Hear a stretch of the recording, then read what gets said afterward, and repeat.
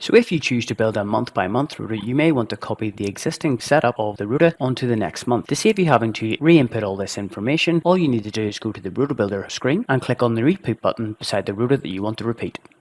As you can see at the top, it says Rota Setup Duplicate. All we need to do is to update these details in line with the new rota. So for this one, I'm going to change it to September. We can see that it is picked up from the end date of the last rota, so the start date is the 1st of September, and all we need to do is input the end date. Once we create the rota, it will mimic the same details as the previous one, including the shift types, the users, any leave requirements, or any shift requirements. If you want to archive the previous rota, all you need to do is go back to the Rota Builder screen, open the rota you want to archive, which in this case is August, go to Setup, and click Archive. Any rotas that you have archived, you can view in the View Archived Rotas folder.